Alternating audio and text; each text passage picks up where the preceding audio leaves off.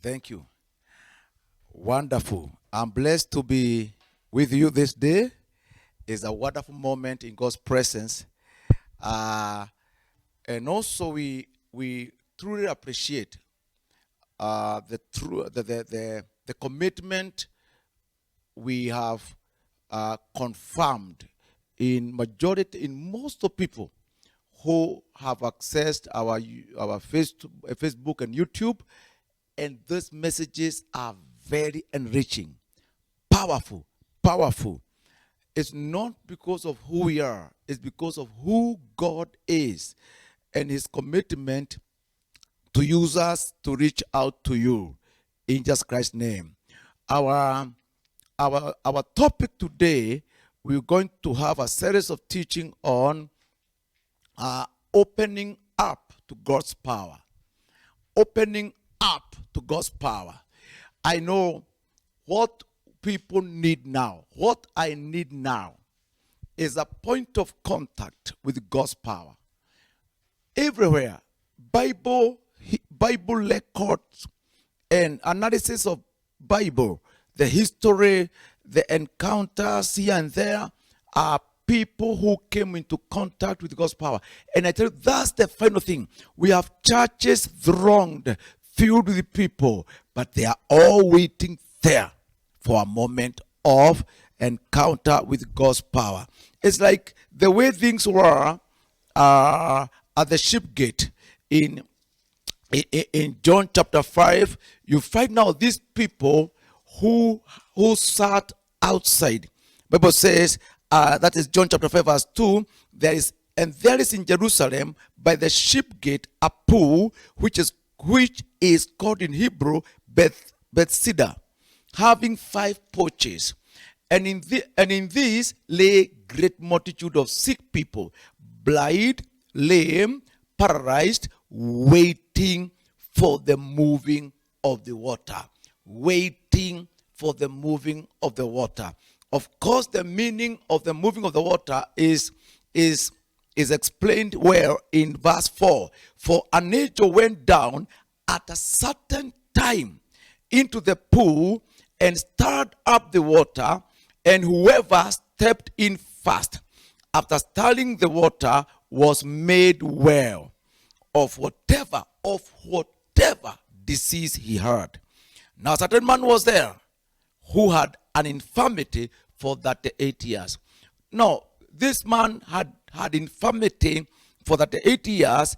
He was among the great multitude of sick people who were at the ship gate, at the pool located at the ship gate in Jerusalem. I still believe in your family, you are still waiting for something.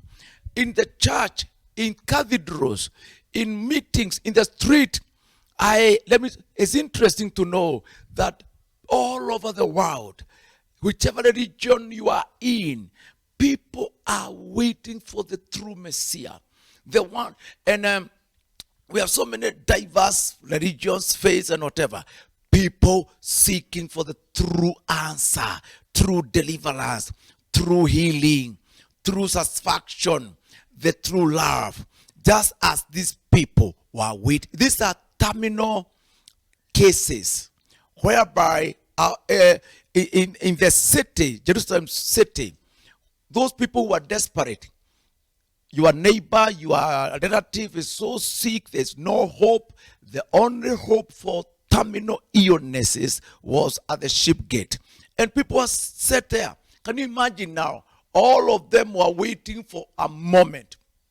One moment when an angel will go down and at a certain time into the pool, stir up the water, and whoever enters first, not whoever enters into the stirred water, not the people who manage to enter into the water when it is stirred.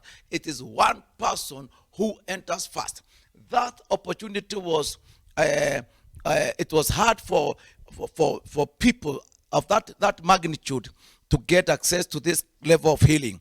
But the truth is, we are waiting. We are all waiting. When you look at the economy around the world and governments, and things are getting complicated. Things are getting too narrow. And you wonder, will governments manage the economy, the demands, especially when people are selfish? But the truth is, we need now at individual level to access the opening up to God's power. If you go to John chapter 4, you realize that there was a process that led to opening up. When Jesus met this Samaritan woman at the at the well, and they had a conversation. It started from Jesus met this woman, and he said, "Now give me water to drink." The woman said, "Now you are Jew, I'm a Samaritan. We don't have any relationship, we don't have any compatibility. We can't flow together." And Christ said, "Now don't dwell on that, woman. I have something better." Christ said, "If you only know the gift of God, and the person who is asking for water will go for the better things, will go for the better water. You will go for the real water." It's as if the water that this woman had access to is just natural water that could not handle the real need and real thirst. Christ saying human beings have thirst that cannot be quenched by anything else unless Jesus offer what he calls his living water. And this man said, "Now, are you greater than Jacob?" Because Jacob and his flock used to drink from this well. And are you greater than Jacob? And Christ also said, if you go to verse 10, if you knew the gift of God, and he who is asking for water would ask him for, and Christ said, verse 13, "Whoever drinks of this water will thirst again." Will thirst again. Now, that is an opening Jesus is creating in the mind of an individual, Samaritan woman, so that at least this woman will start making steps towards what we call opening to God's power. One, whoever drinks of this water will thirst again. Whoever drink of this water will thirst again. You know, I was checking the issue of the woman with the woman with the issue of blood in Mark chapter 5. You know, Christ said, "Woman, go. You are delivered. You are healed." And Christ said, the kind of sickness and suffering that woman had, Christ said, it will never come back again. It was permanent healing. In a way, the woman was made to understand the suffering, the bleeding will never recur again. Where Christ makes you whole and command permanent solution to your issues. Whoever drinks of this water will thirst again. In other words, this cannot provide permanent solution, which we are yearning for is that deep groaning in our hearts. I need to settle. I need a permanent solution. I need a real marriage. I need now to attain my occupation and flow with it. I need to be competent in whatever I'm doing. We are looking for a lifestyle that has living water. It's living. Living water means something that is propagating, something that cannot be stopped, something that flows and flow and flow and brings life to where death reigns, something that comes into your life and brings solution where questions are, something that comes into your marriage and heal your marriage. Living water is healing water. It's like the waters that are mentioned in Ezekiel chapter 47, flowing from the altar, that the Bible says, whenever that river went, it healed the Dead Sea. It healed the desert. We want water that can heal. Living water are healing waters. It is an effect from the Lord that brings permanent solution. And when it flows through you, it brings life to where death and where deficiency is reigning. And that's what this man, God says, whoever drinks of this water will thirst again. But whoever drinks of the water that I shall give him will never thirst, but that water, that is verse 14, that I shall give him will become. There's something Christ mentioned here. Something that he gives, when it gets into your life, it becomes. It becomes. I would like us to end up in a situation where you receive something from Christ and it become. I called the young man and I wanted to check whether he has gotten rid of drug usage. He said, Bishop, I'm struggling with it. I said, no way, it has to stop. Because the effect of what Christ gives cannot leave you struggling with an addiction. Whoever drinks from the water that Christ gives will not thirst again. This is an issue whereby there is an effect from Christ that permanently heals you. People want to use Jesus like he is he has a kind of psychological way of doing, like the way people, like Christ is a local human physician who, when he heals you, he puts you on some management, drugs management, where now he tells you, let's try this drug, try this one, let's try this method, let's see whether you can get healed. Jesus is not on trial mission. He says the water he gives, you will never thirst again. I want to declare that to all people who are watching. You need a permanent solution to your thirst. What is thirst? It is a desire in you, whichever it is. Some desires are bad. Some desires are like addiction. Some desires are evil. Some desires are, there are some permanent, like it's like you are born with it. It's part of you. Some lusts that in you that are destructive. Some desires are yearning for settlement, desiring to be established, desiring to live a life whereby you don't keep on reverting back to problem. I want to fly. I want to move forward and never come back. I want to go. I want to marry and settle. I want to be a young girl who is settled. I want to pass this exam and become a professional. Jesus is saying to you, Christ is involved in life. People think Bible is so spiritual that it has nothing to do with technology. When Christ talks about whoever drinks of this water, he will thirst again. This involves all things, physical, psychological things, technological effect. Maybe what you're waiting for is a complicated things. When it comes now to academics, whatever it is involved in this statement. Whoever drinks of natural way of healing, natural way of solution, natural way of amendment, natural way of rectification, natural way of solution, there's a likelihood the problem may recur again. But if Christ solves a problem, it is over. You will never come back to be that again. But what is the fact? Whatever Christ put in your mind, when it gets in your mind and in your heart, it turns to be. That's why Christ uses the word, it will become in you.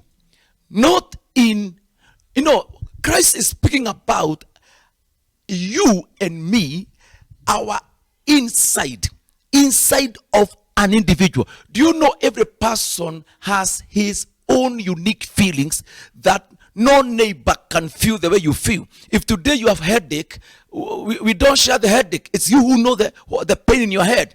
If today you have a stomach problem, we don't share the stomach problem. It's you who can feel the infection. That's why Christ talk about the water gets into you. It's you to experience that. What is the experience? It becomes in you. It becomes in you. There's something Jesus wants to put in you, which will become in you. What will it become? He says, it shall become in him one, a fountain of water, springing up into everlasting life. In this life, this context is everlasting life released from Christ. Christ will not start operating after rapture. He is here. He is Emmanuel. That's why when Christ approached the grave of Lazarus, Mary and Martha were saying, Jesus, we know our brother will rise again at the end of age. When the end comes, when God will come to raise the dead. And Christ said, no, you women, hear this. I am the one who will come to raise the dead, and I am here as resurrection, just as I will be then. They were saying, Jesus, we are expecting to rise the dead, people raised from the dead. And Christ said, I am the one who you raise the dead. He said, I am the resurrection and life. You know, some people want Jesus to be, he shall be resurrection. But Christ insists, I am now resurrection. People want Jesus to be in heaven and not on earth. Christ said, I am resurrection. Where? On earth. Christ overcame death here on earth. Jesus rose from the dead here on earth. Jesus laid in the tomb here on earth. Jesus left empty tomb here on earth. It is here where Christ released power over death. It is here where Christ demonstrated power over curses. He is actively involved in life, in a supernatural, in his capacity as God. And that's what we are saying. We cannot remove Jesus from active life. One, we are made in his image. No industry can manufacture human meat. Actually, you young men, the first time you went to maybe high school, and the science teacher came in, especially the physics teacher, the definition they give to science or to physics, they say, matter cannot be created. Can you imagine the first statement that define science? They say matter cannot be created, neither cannot be destroyed. The only thing human being can do, and that's what science is to change matter from one state to another. Then science found matter. Scientists found matter, and they confirmed they can only change it from one form to another, they cannot create it. And that's why your meat, this meat cannot be manufactured in any industry. They can only remove it, maybe change it here and there, pack some meat. That's what they can do. They cannot manufacture bones. They can only make some plastic thing and fix it on your leg. And that's what we are saying. God is there. Do not remove the God, Jehovah, from your life. If you allow God to be so real, the more life you become better, because life is his gift. And that's why I want to submit this to you and to my heart also. Jesus wants to put something in you that will become in you. Become in you. Fountain of water. Fountain is water. Is this? It is something in your mind, something in your heart that never ceases. It releases a kind of power that overcomes death, that overcomes limitation. Everlasting life is life beyond mortal. It is immortal ruling on mortal. It is infinite ruling on finite life. It is limitless ruling on limited life.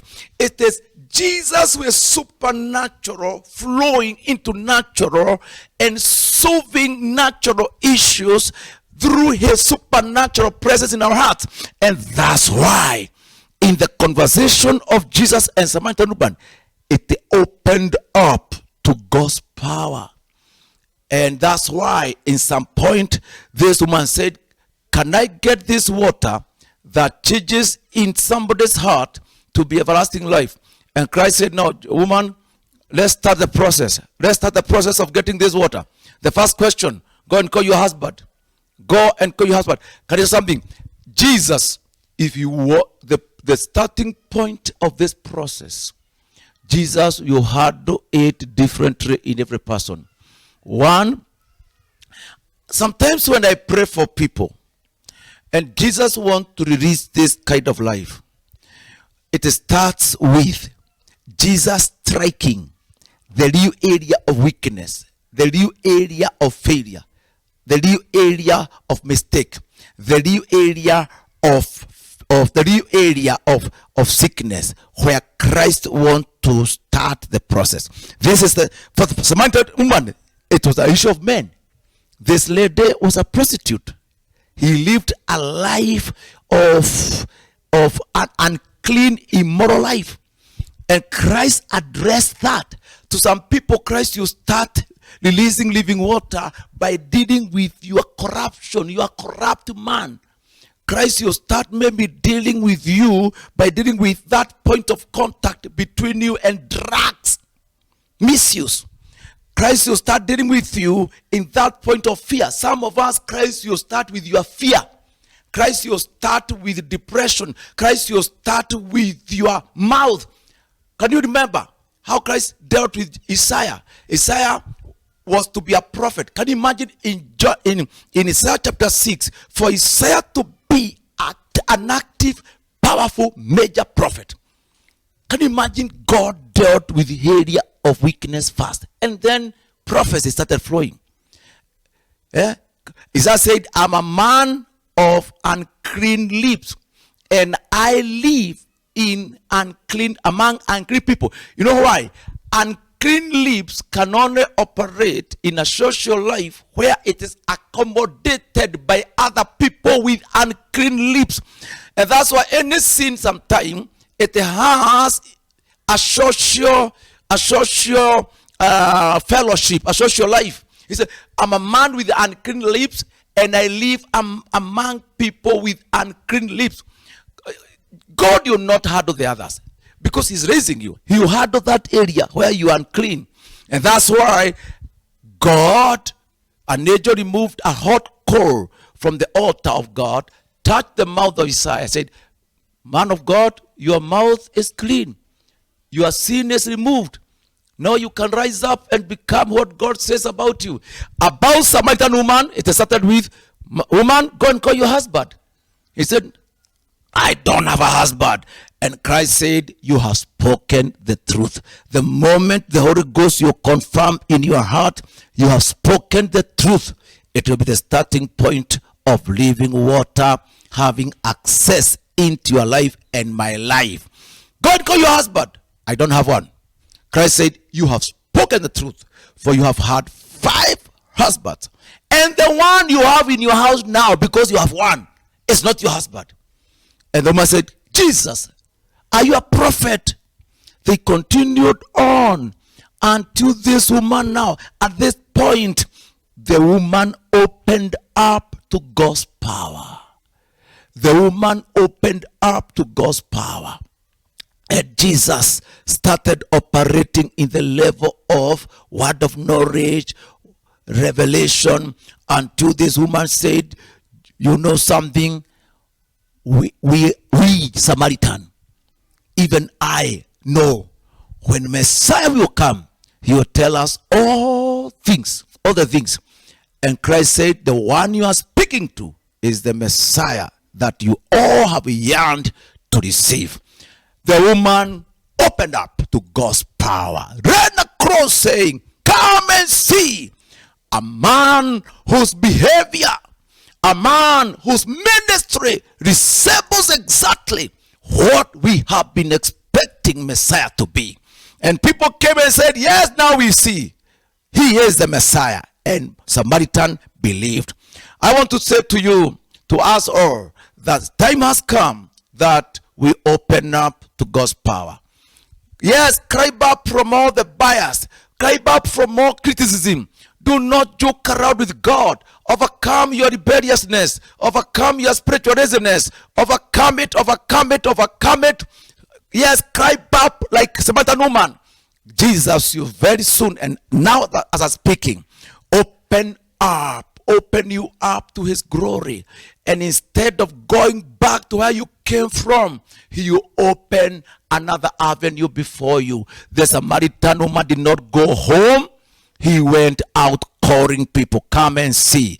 And I believe as she ran around, she also called that man whom he had left in the house.